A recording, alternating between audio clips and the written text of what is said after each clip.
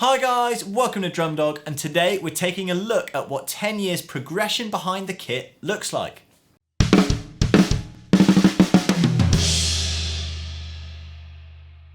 So this is one of our sound comparison videos, but it's a comparison with a difference. We're comparing this guy with this guy. As part of our new performance series here on the Drum Dog channel, I recently put out a drum cover video to one of my all-time favourite Mastodon songs. Now, Mastodon had been a band that I've been into for a really long time, and this song is a song that I've known for a long time.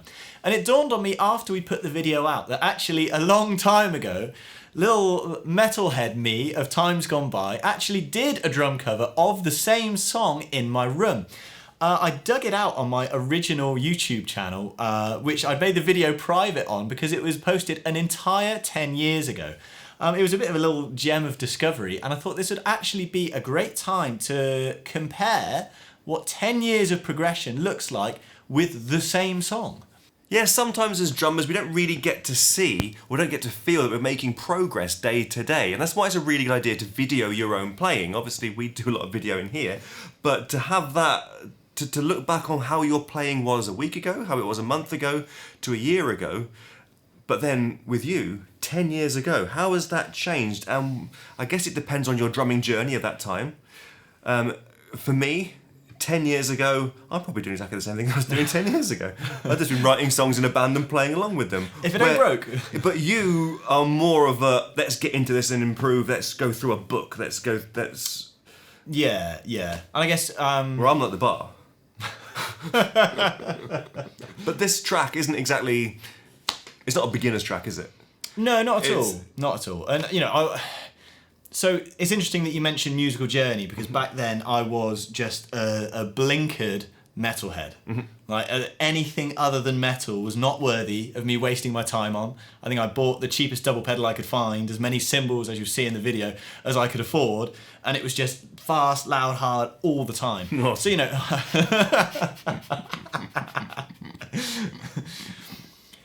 So I feel like, you know, I got all right at that because that was all I was looking at all the time. But so revisiting this song wasn't actually that easy. It's not an easy song, and it wasn't easy for me now. But now I've kind of broadened my horizons and decided it was time to get better at the rest of the musical world and fall in love with all of that. How has that changed how I'm revisiting the same song? Maybe I'm worse at metal now. I don't know. I don't play it that often anymore. Okay, so how are we going to do this? Okay, well, let's grab some headphones and let's start with 10 years ago. Are you ready for this? I'm ready. Now, if you guys at home want to watch these videos, both of the links are in the description. Play it.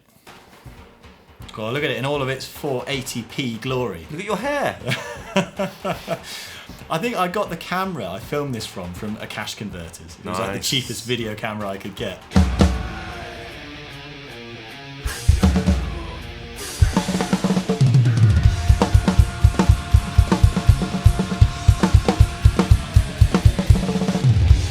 Hydraulics. They sound like it, don't they? They're EC2s, believe it or not. EC2 clears, just tuned really low. It was an old Tama hyperdrive kit, so the toms are like pancakes.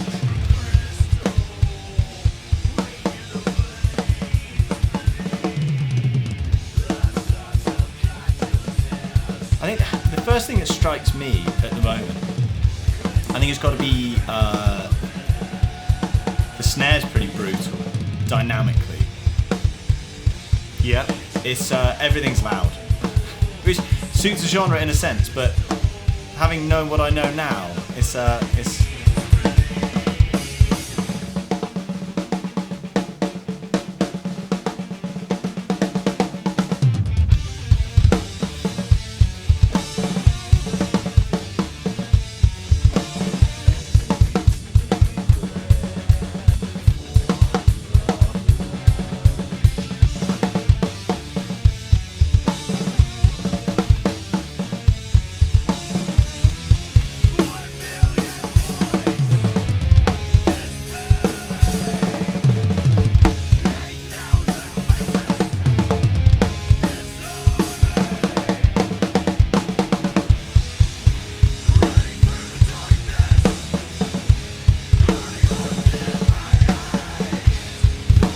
again, it's that dynamic thing that some of those snare notes are just disappearing when they're not supposed to be, and some of the notes that are supposed to sit a lot quieter are kind of coming through a lot louder. Ooh. As we hear the whole drum part flam with the backing track. I mean, the parts there, it's just a bit excitable. Exciting times then. Yeah, clearly.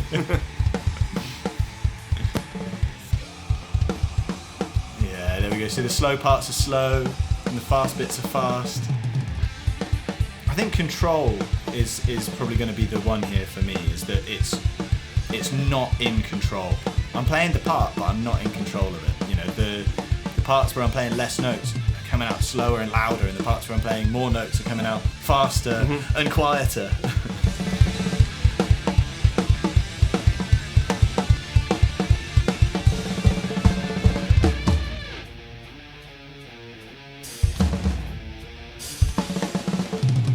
Whoa. I think I gained an entire quarter note there.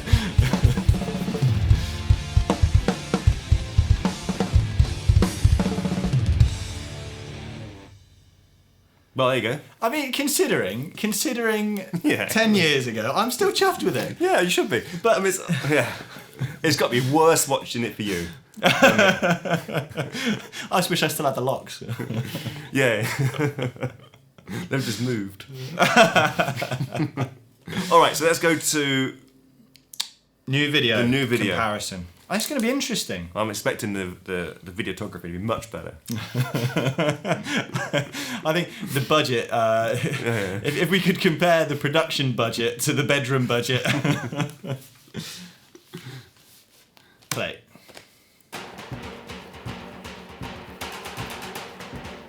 Big adjustment. One thing I will say is that the drum kit is way more conventional. Although it's still a big drum kit. So the higher toms are way more accessible. Yeah. I think I'm over the idea of trying to reinvent how the drum kit should be. I've realised that the people that came before me probably had it quite sorted out. See, I'm just getting to the stage where I'm starting to ignore the conventional. I'm not there yet, man. Your level's above. But I'm left leader. So Yeah. Very lefty.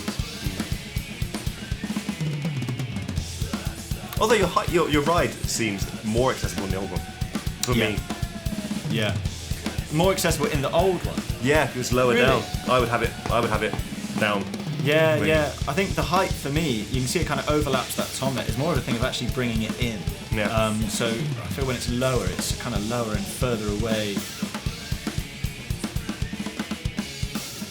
Now coming back to that dynamic thing, and obviously a small element of this is going to come down to production values, because the drums sound a lot better here, and that's not all due to playing. You know, we're in a recording studio and it's mic'd up properly, but I can hear the toms at the same volume as the snare. Yep. And a lot of that just comes down to internal dynamics of playing on the kit and balancing the sound of that kit. And I've got to be more careful in the future about where you put your headphone cable in the foot camera. It's out of focus blue worm is dancing to the music.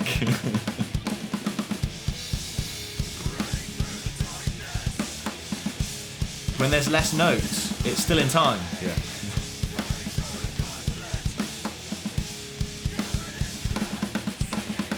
Here's the tell, am I rushing this tom part? Yeah. No. Get out of here. It's just got so much more control of the tempo and the dynamics through it. And I think, you know, it's crazy to think that 10 years, it's the curve of diminishing returns. Mm-hmm. What?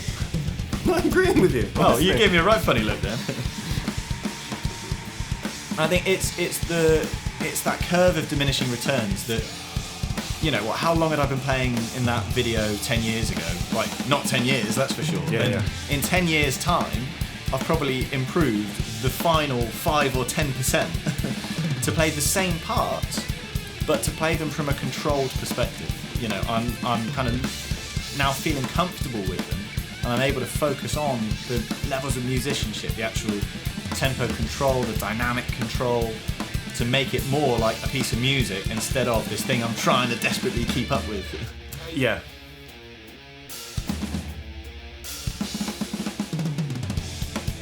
And it's the outro, and I've no longer gained 10 BPM.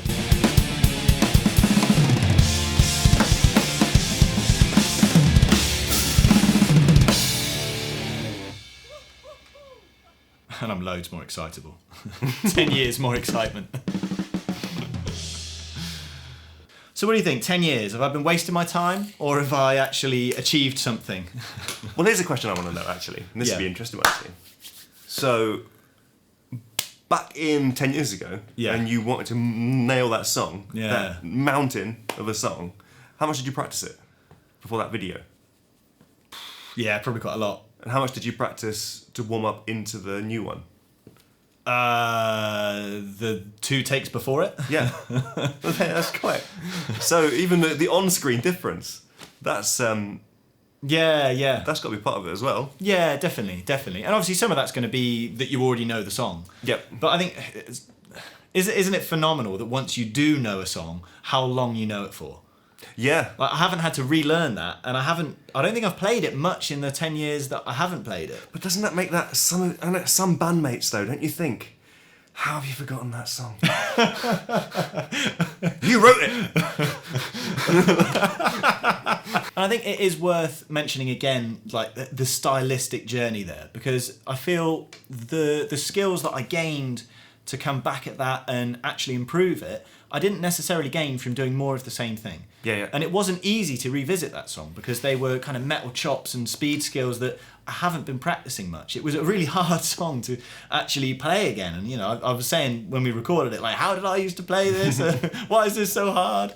But going through that stylistic journey into all of those other genres that do require a little bit more focus on timekeeping and dynamics and all of those other skills, then brought those skills back to metal to actually improve that performance. So there's a lot to be said for not doing what I did back then and just blinkering yourself to one genre. It really opening yourself up to just playing different genres, whether you like them or not, can really better your playing and then bring other things back to what you enjoy playing the most. Yeah, you get that with like your hero drummers. If you're into one genre and you look into what influenced them, it's very rarely the genre that they're famous for a lot of the time. Yeah. You get Bonham and Ian Pace are all big band jazz fans and things like that, weren't they? Yeah. But I think the biggest takeaway, I think that we can pass on, is video you're playing. What a useful tool it is. And this is an extreme version, 10 years apart. But to keep an eye on your progress, or even... it's a bit of a confidence boost sometimes as well. I am the world's, my own biggest critic. When I come off a gig, there are bits that if I video it, sometimes I go back to things that I knew were bad, and I go, that wasn't as bad as I thought, That wasn't as bad as I thought. I mean, that train does go both ways. Yeah, sometimes of course, I've recorded things and come back to it and I was like, whoa, I thought this was good, but this sounds terrible. But, it's really hard to evaluate your own playing while you're playing. And it can be a bit exposing at times to record yourself and watch it back, and sometimes it's better than you think, sometimes it's worse than you think, but it's always true. The camera doesn't lie. Sometimes when we play, our frame of mind can make us think that we're better or worse than we are, but the video tells exactly what you played. And it's great to be able to watch it back as if you were watching someone else playing and actually take that chance to evaluate what you're doing right, what you're doing wrong, and most importantly, what you can do better. So in 10 years' time, you're not making the same mistakes. You've actually got to where you want to get, and you're playing the notes that you intend to play. Yeah, great. Well, we hope you really enjoyed this video. I'll tell you what, if you've got videos of you a few years ago and now, it doesn't have to be the same song, and you've got that progress, put the links in the description. Let us know. We want to see your journeys. Not the description. Put it in the comments. We're not giving you the password. Yeah, put it in the comments. But yeah, we really hope you enjoyed the video. Thanks for watching. Don't forget to like and subscribe, and we'll see you in the next one.